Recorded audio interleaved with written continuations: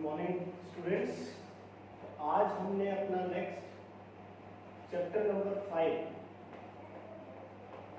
जो कि शुरुआत है आपकी कैलकुलस की, उसका फर्स्ट टॉपिक डिस्कस करना है विच इज कंटिन्यूटी।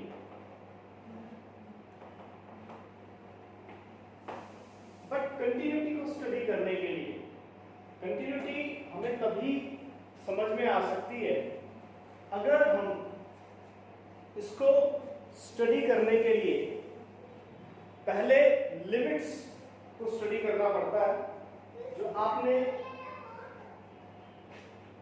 +1 क्लास में स्टडी की थी। लिमिट्स के बिना हम आगे नहीं बढ़ सकते। तो पहले एक छोटा सा रिकैप हम लिमिट्स का करेंगे, क्योंकि अगर आप लिमिट्स को अंडरस्टैंड करेंगे तभी आप कंटिन्यूटी को अंडरस्टैंड कर पाएंगे। बिना लिमिट्स को अंडरस्टैंड किए हम कंटिन्यूटी को अंडरस्टैंड नहीं कर सकते।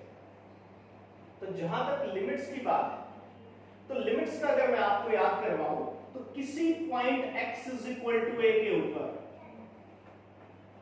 जब हम लिमिट को चेक करना चाहते थे तो हम क्या करते थे? हम कहते थे कि at x = a limit exist करेगी provided left hand limit is equal to right hand limit।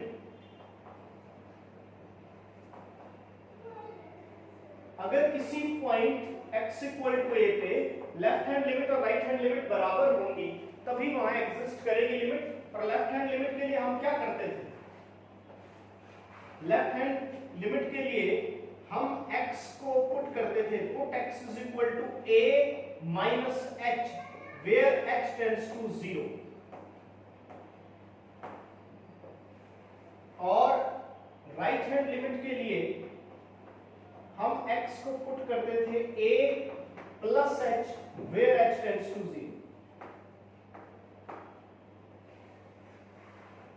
ये हमारे पास सिनेरियो था to find right hand and left hand limits, जहां पे a वो पॉइंट है जहां पे हमें चेक करना है कि वो लिमिट एग्जिस्ट कर रही है या नहीं कर रही है।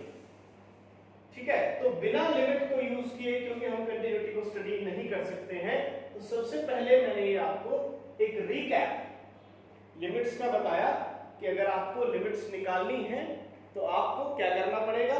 आपको लेफ्ट हैंड लिमिट और राइट हैंड लिमिट को चेक करना पड़ेगा कि वो एग्जिस्ट कर रही हैं या नहीं कर रही।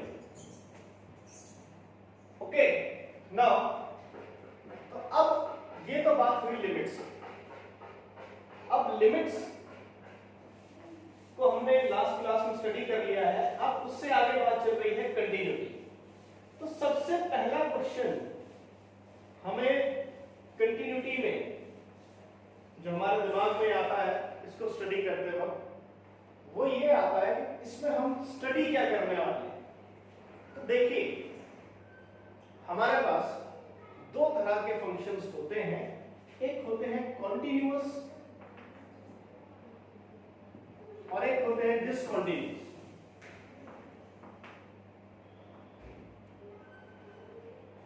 ऐसे फंक्शंस जिनके ग्राफ में कोई ब्रेक या गैप या जंप नहीं होगा, there should be no break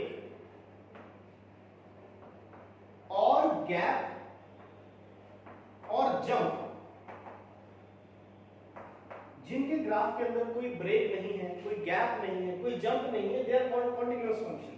for example, जैसे ये किसी फंक्शन का ग्राफ y = x², एक सिंपल, अगर मैं इसका ग्राफ याद करूं तो this was like this, y = x was like this. तो अब देखिए इसके ग्राफ में, ये फंक्शन का ग्राफ है, इसमें कोई ब्रेक नहीं है, कोई गैप नहीं है, कोई जंप नहीं है, सारा आपस में जुड़ा हुआ है, कनेक्टेड है। और इन अदर वर्ड्स, कुछ बुक्स में या एनसीईआरटी में भी अगर हम बात करें तो वहां इसको ऐसे भी डिफाइन किया गया है कि जिसके ग्राफ को बनाते वक्त हमें अपनी पेंसिल को लिफ्ट नहीं करना पड़े। हम एक ही बार में यहां से पेंसिल चलाई और यहां तक ले गए, ग्राफ बन जाएगा। कहीं भी पेन को लिफ्ट नहीं करना पड़ा, पेंसिल को लिफ्ट नहीं करना पड़ा। इसमें भी ग्राफ आपने बना दिया, कहीं भी पेन या पेंसिल को लिफ्ट नहीं करना पड़ा। ऐसे फंक्शन को हम बोलते हैं continuous function, continuous function. Now discontinuous की तरफ आगे बढ़ते हैं। डिसकंटिन्यूअस में देयर इज अ ब्रेक और गैप और जंप। अब यहां पे क्या होने वाला है कि यहां पे ग्राफ के बीच में कोई ब्रेक होगी, गैप होगा या जंप होगा। जैसे ये देखिए, मैं ऐसे ये मान लीजिए ये एक ग्राफ है। अब यहां पे ये जो बीच में है, ये देखिए यहां पे बीच में इसके अंदर गैप है, देयर इज गैप और होल और जंप, यू कैन सी, ठीक है।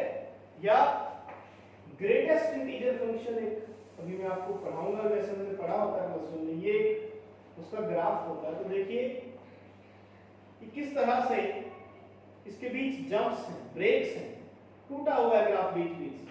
So it is a discontinuous function. तो अब हमें क्या स्टडी करना है, क्योंकि हम मैनुअली हर फंक्शन का ग्राफ तो ड्रॉ नहीं कर सकते, तो मैथमेटिकली क्या वो तरीका होगा जिससे हम ये चेक कर पाए कि जो फंक्शन हमें दिया गया है वो कॉन्टिन्यूअस है या नहीं है। वो हमें बताएगी ये कंटिन्यूटी, वो हमें इस कंटिन्यूटी से पता लगने वाला है। तो सबसे पहले जो आपको चीज अपने दिमाग में बिठा लेनी है यहाँ पे, वो ये है कि हम कॉन्टिन्यूटी से क्या पता लगाने वाले हैं। हम पता लगाने वाले हैं कि फंक्शन कॉन्टिन्यूअस है या डिसकंटिन्यूअस। सबसे पहली चीज, बिना इसके आगे बढ़ के कोई फायदा नहीं है। सबसे पहले आपके दिमाग में जो कंसेप्ट है that should be clear, that what we are going to study and why we are going to study this. We are going to study continuity to study the behavior of the functions, that whether they are continuous or they are discontinuous. That is the key point. Now what will be the way to find the continuity of the function? So firstly I am discussing continuity at a point.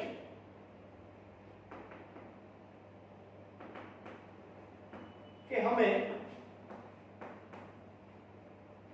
किसी point के ऊपर continuity को discuss करना हो तो हम किस तरीके से डिस्कस करने वाले हैं। तो उसमें हम क्या बात करते हैं कि किसी point x equal to a के ऊपर अगर हमारे पास लेफ्ट हैंड लिमिट बराबर हुई right hand limit, left hand limit is equal to right hand limit is equal to f of a, अगर मेरे पास ये तीनों चीजें बराबर आई तो मैं कहूंगा that function is continuous at x equal to, function जो है वो continuous है x equal to a के ऊपर। तो ये सबसे इंपॉर्टेंट चीज जो हमें ध्यान में रखनी है, अगर किसी पॉइंट पे जो लेफ्ट हैंड लिमिट है वही राइट हैंड लिमिट आए, वही f ऑफ a आए, तो फंक्शन वहां पे कॉन्टिन्यूअस होता है।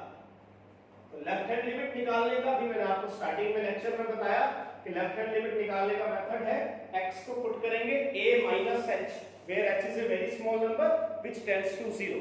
राइट हैंड लिमिट के लिए हम पुट करेंगे a plus h, where h is a very small number which tends to 0. So both limits should be equal to f of a. That is the major point in this topic. Now कुछ limits के जो standard limits थी, अगर उनको आपको मैं याद करवा दूं तो उनका यूज जो है वो बार-बार होगा। They will be used time and again throughout this chapter. So let us recall and revise those formulae which we have studied earlier. Number 1, limit x tends to 0, sin x upon x, its value is 1. You all have studied this. Limit x tends to 0, tan x upon x, its value is 1. Limit x tends to 0, e की power x minus 1 upon x, its value is 1. Limit x tends to a, x की power n minus a की power n upon x minus a. It is n into a की power n minus 1. Limit x tends to 0, log of 1 plus x upon x, its value is 1.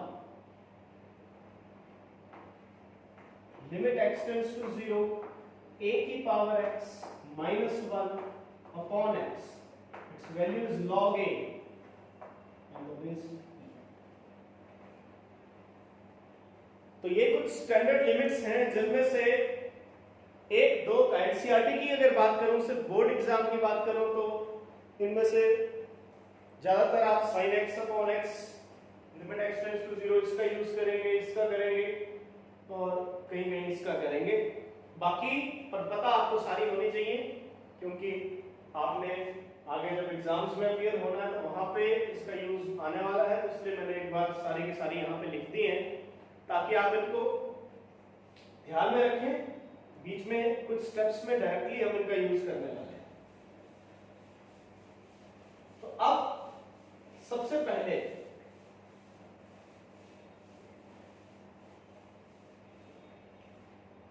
हम continuity में एक simple सी problem को study करते हैं और देखते हैं हम किस तरह फंक्शंस की कंटिन्यूटी को चेक करने वाले हैं।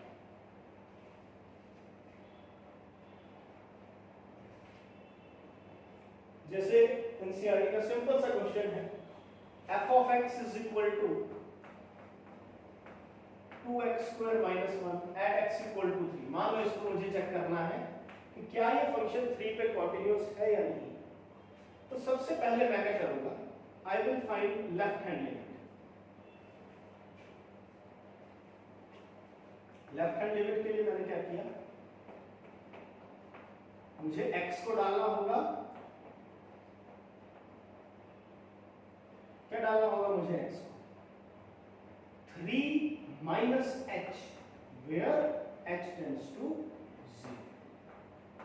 ठीक है, क्योंकि लेफ्ट हैंड लिमिट एक्चुअल में कैसे निकली है, ऐसे इसको ऐसे लिखते हैं, 3 पे लेफ्ट हैंड लिमिट निकाल रहे हैं, limit x tends to 3 negative, इस तरह से of this function. Put x equal to 3 minus h where h tends to 0। तो लिमिट बन गई, limit h tends to 0, x की जगह डल जाएगा 3 minus h का square minus 1, limit h tends to 0।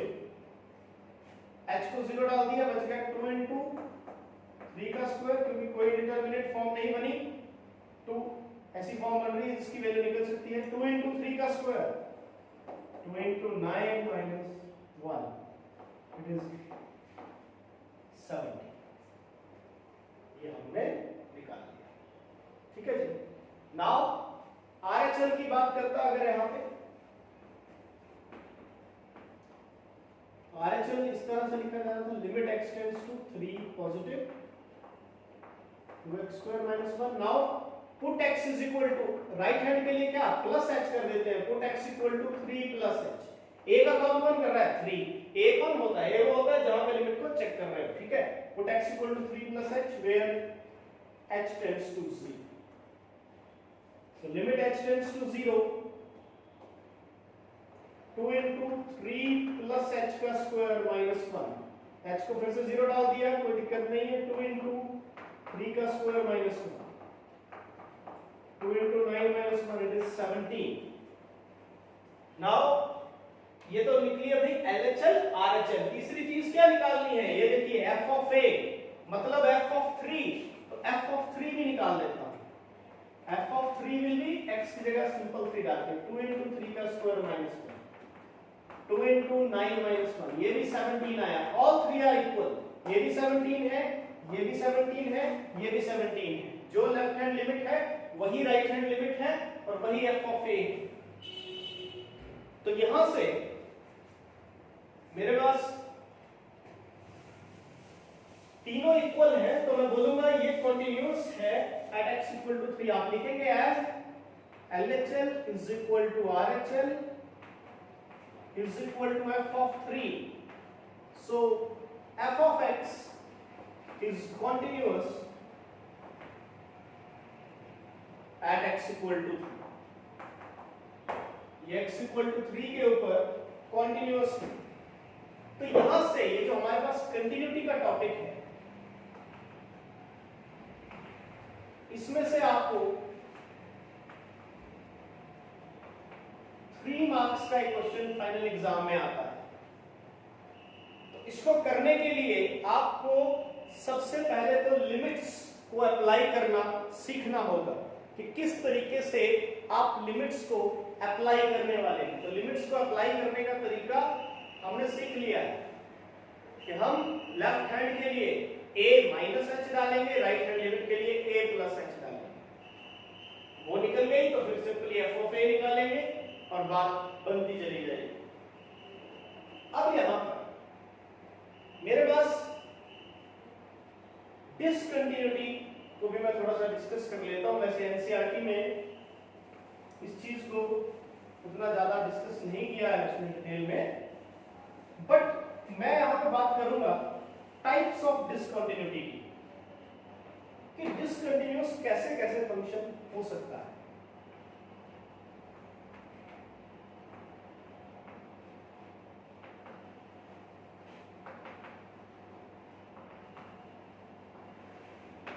कि क्या क्या डिसकंटिन्यूटी के टाइप्स हो सकते हैं। तो इसमें अब कैसे कैसे डिसकंटिन्यूटी आ सकती है। देखो कंटिन्यूटी तो मुझे याद है, दो में यहां लिख लिया, LHL is equal to RHL is equal to f of a। ठीक है, ये वाली चीज थोड़ी समझने के लिए है, एग्जाम पॉइंट ऑफ व्यू से इतनी इंपॉर्टेंट नहीं है, बट फिर भी ये होगा तो हमारे थोड़ा विजन जो है वो इस टॉपिक के अंदर और क्लियर होगा आपका। अगर LHL RHL के बराबर ना हुई,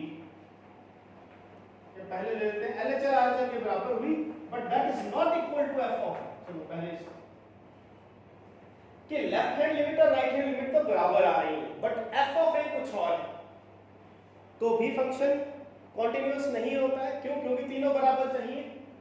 तो यहां लिमिट तो एग्जिस्ट की but that is not equal to f of a। Such kind of discontinuity is called removable discontinuity.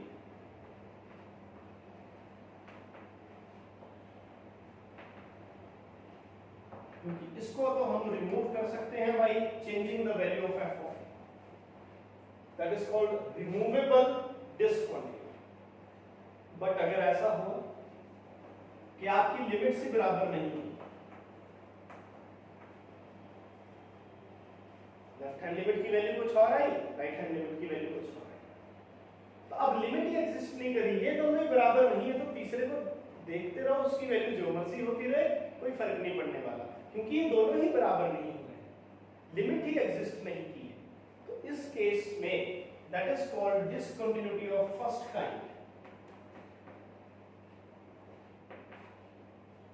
यहां पे क्या हुआ फर्स्ट काइंड में? LHL is not equal to RHL, दोनों की वैल्यूज डिफरेंट आई है। LHL की वैल्यू कुछ और आई है, RHL की वैल्यू कुछ और आई है। उसी तरह से एक केस और हो सकता है, आइदर LHL और RHL और बोथ can't be determined, उनकी वैल्यू ही ना निकले। देखो अब फर्स्ट तो इसको बोलते हैं सेकंड काइंड। अब फर्स्ट काइंड और सेकंड काइंड में फर्क क्या है? What is the difference? यहां पे LHL और RHL निकले थे बट बराबर नहीं थे, यहां पे वो निकल ही नहीं पाए हैं, उनकी वैल्यू को हम फाइंड ही नहीं कर पाए, हम LHL और RHL की वैल्यू को फाइंड नहीं कर पाए। ये ध्यान देने वाली बात है। उनमें से कोई एक या दोनों ऐसे हो जाएं कि जिसकी वैल्यू निकल ही ना पाए। ऐसे बहुत से केसेस होते हैं। जब आप प्रॉब्लम्स देखेंगे प्रीवियस JEE की या IIT की, तो वहां पे आप पाएंगे बहुत सी जगह ऐसी हैं, बहुत सी ऐसे केसेस हैं जहां पे हम लिमिट की वैल्यू निकाल नहीं सकते, हम वहां पे लिमिट को नहीं निकाल पाते। यहाँ पे क्या था फर्स्ट टाइम में दोनों निकल रही थी बट बराबर नहीं थी, यहाँ पे निकली ही नहीं।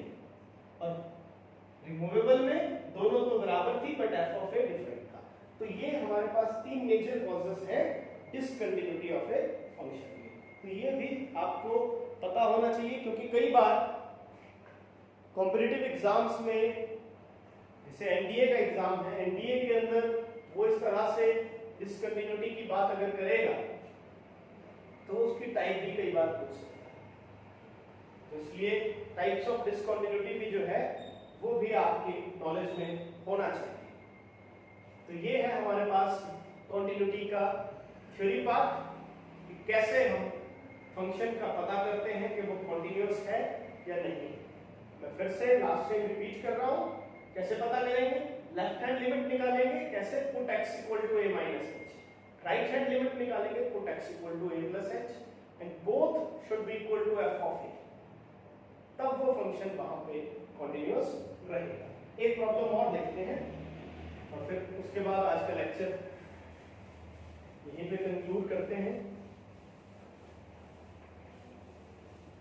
ये बहुत इंपॉर्टेंट टॉपिक है। यहां से फाइनल में आप ये मान के चलिए कि आपको एक प्रॉब्लम तो 3 मार्क्स की आएगी ही आएगी। उसका ही क्वेश्चन है, हमें क्वेश्चन आ जाएगा चेक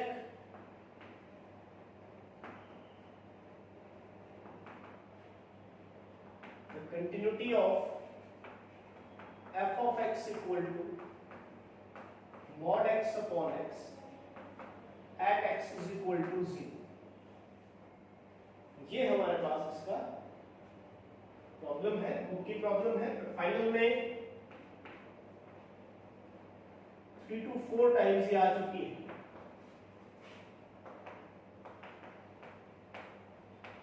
3 to 4 टाइम्स ये एचपी बोर्ड में आ चुकी है। एचपी बोर्ड के लिए इंपॉर्टेंट प्रॉब्लम है। तो देखिए अब मुझे क्या दिया है, मुझे 0 के ऊपर चेक करनी है इसकी कंटिन्यूटी। तो जैसा मैंने आपको बताया है, ठीक है, और ये इस तरह से डिफाइन है फंक्शन। मैं पूरा लिख देता हूं, mod x over x, x not equal to 0 and 0 if x is equal to 0। check the continuity of this function at x equal to 0।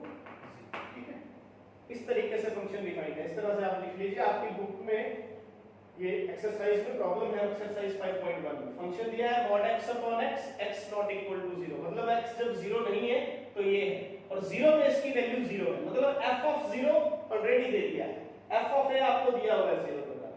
तो मतलब हमारा काम क्या बचता है, LHL और RHL निकालने का। तो सबसे पहले LHL निकाल रहा हूं। LHL के लिए x को पुट करूंगा 0 माइनस h, क्योंकि यहाँ पे a 0 है, 0 पे चेक करना है। Put x equal to 0 minus h, यानी कि माइनस h। तो लिमिट बन गई, limit h tend to 0 mod of minus h upon h, upon minus h, क्योंकि जहां भी x है वहां माइनस। तो mod of minus h, mod of minus h will be h, mod तो नेगेटिव का पॉजिटिव ही रहेगा, अपॉन माइनस h, h से h कट गया, रह गया limit h tend to 0 of -1। Constant की लिमिट वही आ जाती है हट के, इट्स वैल्यू इज -1, क्योंकि h कहीं बचा ही नहीं डालने को, इट्स वैल्यू इज -1। तो ऐसे LHL आ गई यहां पे -1। अब RHL निकालते हैं।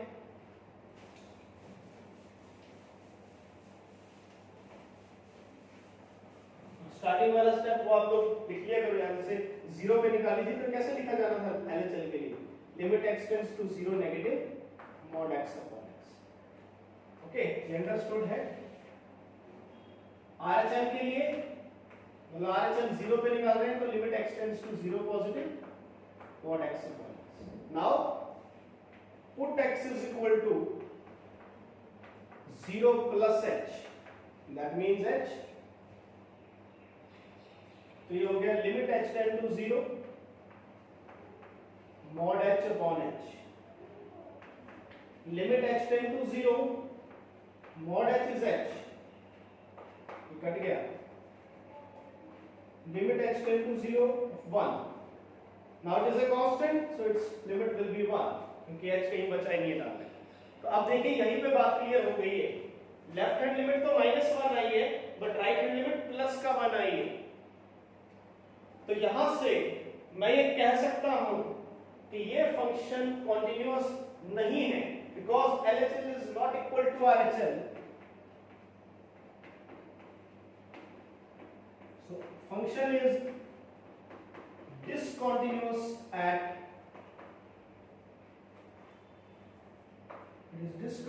at x equal to 0.